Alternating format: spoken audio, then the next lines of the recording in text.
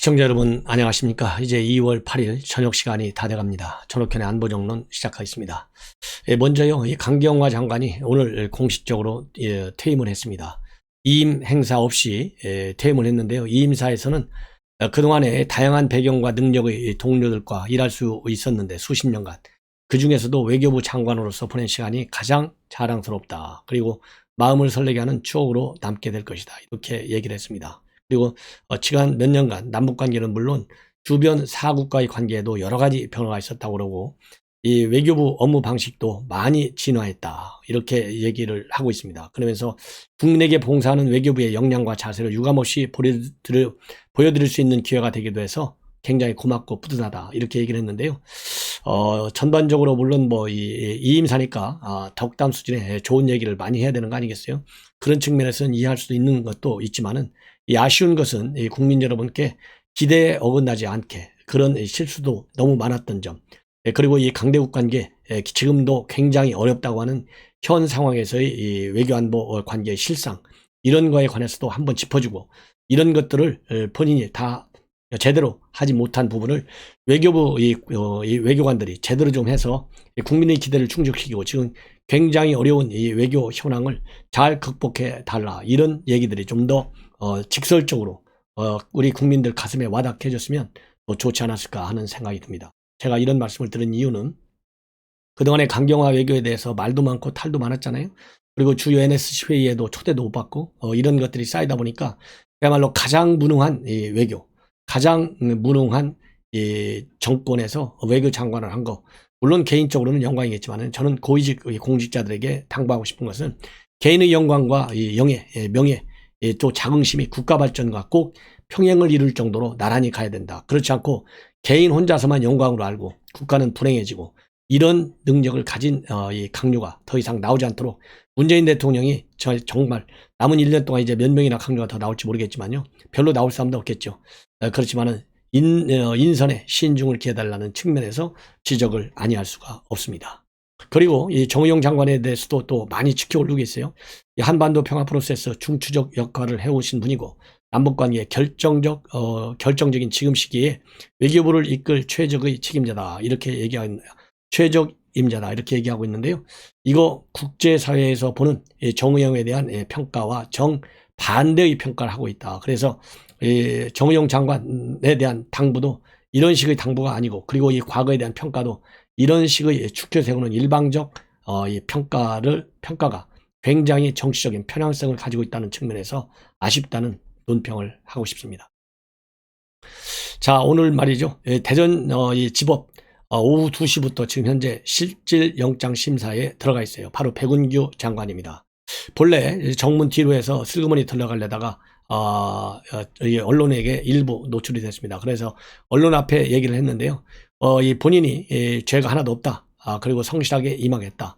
모든 것은 적법했다. 법과 원칙에 따라서 완전히 혐의를 부인했는데, 이렇게 혐의 부인 자체가 오늘 영장 발부의 중요한 근거가 될 것입니다. 왜냐하면 이 혐의를 부인하면 증거인멸 우려가 있다고 보잖아요. 그러면 증거인멸 우려가 있으면 통상 영장을 발급해요. 그래서 오늘 오세영 대전지법의 영장 전담 부장판사가 정치적인 평행성만 없다면, 더군다나 지금 영장 청구는 우선 감사원의 최재형 감사원장이 누구예요? 판사 출신이잖아요.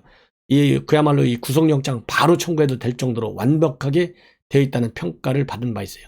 그리고 검찰에서 그동안의 관련자들 구속까지 하면서 수사에 쭉 임해왔습니다. 이런 걸로 본다면 틀림없이 영장이 떨어질 것이다 라고 저는 생각을 합니다. 그래서 직권남용 권리행사와 업무방해 혐의 영장이 떨어질 것이고, 이 영장이 떨어지게 될 경우에는요, 이제 청와대 고위선으로 불똥이 뛸 수밖에 없는데, 당시에 월성 1호기를 딱 방문한 뒤에 청와대 내부 보고망에 월성 1호기 외벽에 철근이 노출되어 있다, 이런 보고를 올리니까 바로 그 다음날 대통령이 이 보고를 보고 월성 1호기 연구 가동 중단 언제 결정하느냐 이렇게 묻고, 이러한 대통령의 지시사항을 갖다가 당시 최의봉 비서관이 청와대에 파견되어 있는 산업부 출신 행정관을 통해서 과장에게 전하고, 과장이 해당 과장이 너 죽을래 과장이잖아요.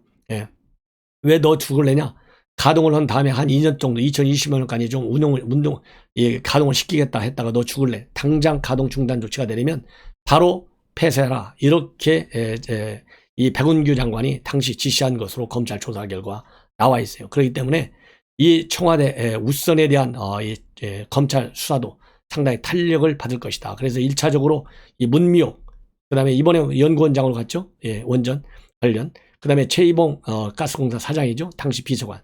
그 다음에 김혜예, 이름이 굉장히 어려운데요. 김혜예, 지금 민주당 의원으로 되어 있는데요. 이 김혜예 의원, 당시의 기후변화 이 비서관이었습니다.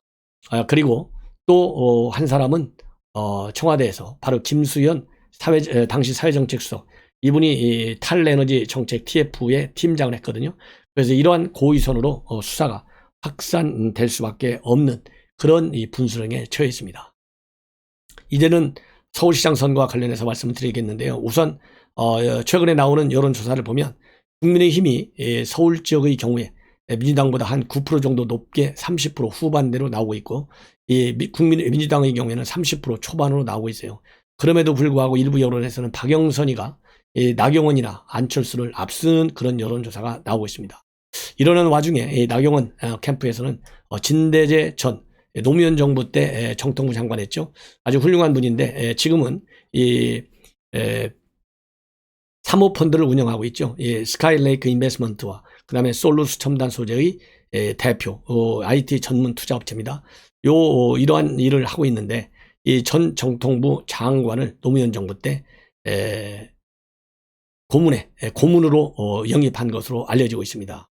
그래서 이 진보 진영의 표를 끌고 올 수 있는, 즉 외연을 확장하는 차원에서 나경원 캠프에서 진대재 장관을 영입한 것 같다. 그래서 앞으로 여론조사의 이 변화 추이가 굉장히 예의주시할 필요가 생겼고, 4월까지 또 4월 전에 3월에 지금 현재 안철수와 금태섭 3월 1일 날 경선하고요. 국민의힘 후보는 3월 4일 날 경선합니다. 그 이후에 야권 단일 후보 티켓을 따내는데 과연 진대재 고문 영입이 어떤 영향을 끼칠지 한번 두고 봐야 되겠다는 생각을 들고요. 오늘 김종인 비대위원장하고 야권 4명 후보들이 비공개 티타임을 가졌는데, 이 자리에서 김종인 비대위원장이 매우 중요한 정보 하나를 공개했습니다. 뭐냐? 최근에 빅데이터를 통해서 야권의 후보들을 검토를 해보니까 제3지대 단일 후보자에 대해서 국민의힘 최종 후보가 이길 수 있다라는 빅데이터 분석이 나왔다는 것을 공개했어요. 이 얘기는 결국은 안철수는 안 된다, 이런 얘기나 마찬가지잖아요. 그렇다고 본다면 이제 중요한 것은 어떻든지 간에 지금 미운 사람이 뭐 안철수가 미워요?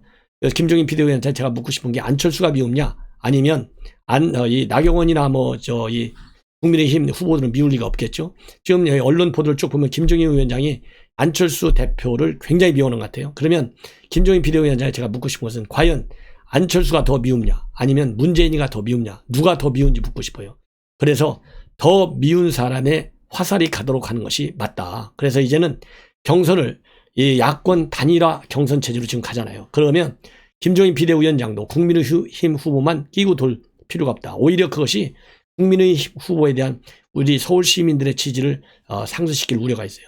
그리고 국민의힘 정당에 대한 지지도 이렇게 김종인 위원장이 특정 후보를 비판하면 할수록 더 떨어질 수가 있다는 우려가 듭니다. 그래서 이런 내용을 가지고 이렇게 공개적으로 얘기하는 것은 이제는 자제하는 것이 좋겠다, 이런 말씀을 아니 드릴 수가 없습니다.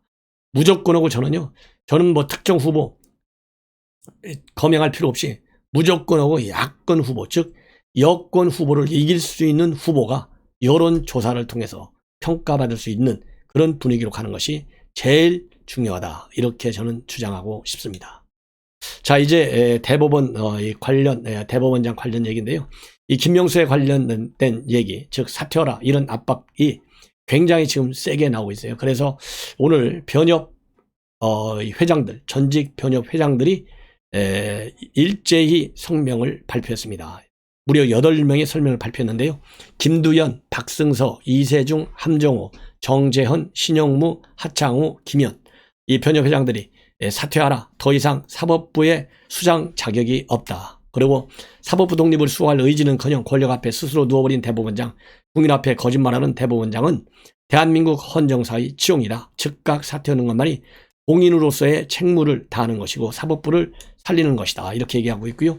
전국 법과대학에 소속된 교수 139개, 교수가 속한 사단법인 대한법학교수회도 오늘 성명을 발표했어요. 그래서 이 정치 권력의 좌우우면하는 모습만 보이고 국민을 속인 대법원장을 사법부 수장으로 인정할 수 없다. 그래서 자신이 속했던 연구회 소속 법관들을 우대에 승진시키고 반대로 다른 법관들은 홀대하는 대법원장을 국민이 과연 어떻게 보겠느냐. 국민은 사법부가 정치 권력에 종속되는 것을 원치 않는다. 그래서 사퇴를 촉구하고 있고요. 그 다음에 또 여러분들 정교모 아시죠? 이 교수 한 7,000명 정도 되는데 정교모도 오늘 성명을 발표했고 즉각 사퇴를 촉구하고 있습니다. 예. 이러는 가운데요. 지금 대법원에서는 임성근 부장판사가 지금 현재 2심 재판이 진행 중에 있지 않습니까? 1심에서 무죄가 받았고 그런데 2월 28일자로 사퇴하게 되어 있어요. 그런데 이 사퇴를 최종적으로 받아줄 것이냐 아니면 사표를 반려할 것이냐 여기와 관련해서 관련 법규를 검토하고 있다는 보도가 나오고 있습니다. 그래서 이 법원 행정처가 이 징계 처분, 이 불이익을 피하기 위해서 사표되는 것을 막아가지고 그러니까 법원에서는 지금 문제가 나올 확률이 굉장히 높아지잖아요. 그리고 그 다음에 국회에서는 탄핵을 받았지만 헌재가 탄핵을 심의하는 과정에서 이것을 기각할지 각하할지 인용할지 아무도 모르거든요. 그렇기 때문에 이미 징계를 한번 받았는데 견책을 받았지 않습니까? 또 한 번 징계한다. 그러면 제가 보기에는 일사부재리의 원칙에도 맞지 않다. 그리고 의원 면직을 제한하는 사유가 2조 1항에 3가지 정도로 나와 있어요. 그 하나가 징계위원회에 징계 청구된 때, 그 다음에 검찰, 경찰, 그 밖의 수사기관에서 비위와 관련하여 수사징임을 통보받을 때, 법원 내부 감사당상 부서에서 비위와 관련하여 조사 중인 때 이럴 때는 의원 면직 제한할 수 있다. 즉 사표를 반려할 수 있다. 이렇게 보여주고 있어요. 다만 제2조 2항을 보면요. 당의 법관을 하여금 법관의식을 계속 유지하게 하는 것이 사법에 대한 공공의 신뢰를 심히 해친다고 판단된 때에는 제1항에도 불구하고 의원 면직을 허용할 수 있도록 예외 사유를 정하고 있습니다. 그래서 이 법원에서 지금 현재 이제 법원 행정처에서 이와 관련된 법 규정을 검토하고 있는데요. 이것도 마찬가지 문제가 많다. 왜? 여태까지 지금 현재 지난 연말에도 사표를 냈잖아요. 작년 5월에는 내고 3번씩이나 냈는데 그야말로 대법원장이 계속 반려했다는 거 아니겠습니까? 그러면 만약 이것이 사표를 반려할 수 있는 법적 규정이 명백하다면 1차, 2차, 3차 냈을 때도 당신은 법에 따라서 사표를 낼 수 없어. 대법원장 만나봐야 소용없어. 이렇게 얘기해야 되고 법원 행정처를 통해서 사표를 실제로 제출했고 대법원에 보관돼 있다는 거 아니에요? 그러면 그때 3번씩이나 왜 가만히 있다가 지금 갑자기 이렇게 사표를 반려하는 문제를 검토하느냐. 이것도 정치적인 외압을 누구한테 받은 것이 아니냐라는 의혹이 생기지 않을 수 없습니다. 그러다 보니까 지금 법원 내부망 익명으로 하는 2판 4판에서도요. 김명수 사퇴하라. 그리고 이제는 법원 내부망인 코트넷 실명을 올리는 데서도 윤종구 서울고법판사가 그 게시글을 올렸다고 합니다. 그래서 말로 하는 이야기가 필요한 시기이나 만날 수 없기에 글로 이야기한다. 이렇게 제목을 써놓고 법관에서 나가는 것은 헌법에서 보장된 직업선택의 자유다. 이를 제한하려면 헌법적 정당성이 있어야 된다. 그래서 사표를 즉각 수리하라. 이렇게 반발하고 나섰습니다. 일파만파로 지금 엄청 커지고 있는데요. 제가 보기에는 결국 조국 사태 때와 비슷한 모양으로 간다. 그래서 더 이상 우리 국민의 분노를 자극하지 말고 문재인 대통령이 직접 사표를 내도록 조치하는 게 제일 좋겠다는 생각이 듭니다. 그리고 이제 마지막으로 이제 하나만 더 말씀을 드린다면 임종석 전 대통령 비서실장 아시죠? 기본소득 가지고 이낙연과 그다음에 이재명 간의 날선 설전이 벌어지고 있어요. 이낙연 대표가 이 기본소득이라고는 알래스카 정도밖에 없고 어느 나라도 하는 것이 없다. 이렇게 비판한 것에 대해서 사대적인 열패의식을 갖고 있다라고 강하게 비판하고 나섰습니다. 여기에 대해서 임종석 비서실장이 이낙연 편을 드는 노골적으로 이낙연 지지 반 이재명 입장을 분명히 밝혔습니다. 바로 오늘 페북을 통해서 그분은 즉 이재명은 명색이 우리가 속한 민주당의 그분은 즉 이낙연 대표는 우리가 속한 민주당의 대표다. 지도자에게 철학과 비전만이 필요한 게 아니라 때론 말과 태도가 더 중요하다. 그리고 기본소득이란 말 그대로 국민 모두에게 조건 없이 빈곤선 이상으로 살기에 충분한 월간 생계비를 지급하는 것이고 2016년도에 스위스가 기본소득 지급안을 국민투표에 붙였을 때 성인 1인당 월 300만 원, 18세 미만에게는 월 78만 원 상당의 내용을 제시한 것이 대표적인 예다. 이렇게 얘기하고 있거든요. 그러면서 이재명 지사 연간 100만 원 이거 하려면 약 52조의 예산이 들어가는 방면에 국민 1인당 돌아가는 금액은 52조 투입했을 때 월 83,300원밖에 되지 않는다. 그리고 이 지사가 중장기 목표로 제시하는 월 30만 원을 지급하기 위해서는 약 317조의 예산이 소요되는데 월 50만 원이 아직 생계비에 터무니없이 부족한데도 이미 어마어마한 규모의 증세가 필요하다. 스위스에서 부결된 이유를 짐작하게 하는 대목이다. 이렇게 해서 이재명 지사를 강하게 비판하고 나섰습니다. 이걸 보면은요, 결국 이 친문 세력을 대표해서 문바들을 대표해서 임종석 비서실장이 이재명 지사 강력히 반박한 거지 않습니까? 이걸로 이재명 지사는 끝났다. 이런 생각이 듭니다. 시청자 여러분, 이것으로 제 오후 방송을 마치고 또 중요한 뉴스 계속해서 여러분들께 방송해 드릴 예정입니다. 시청자 여러분들께서 이 알람을 설정해 놓으시고 제 방송을 들어주시면 대단히 고맙겠습니다. 감사합니다.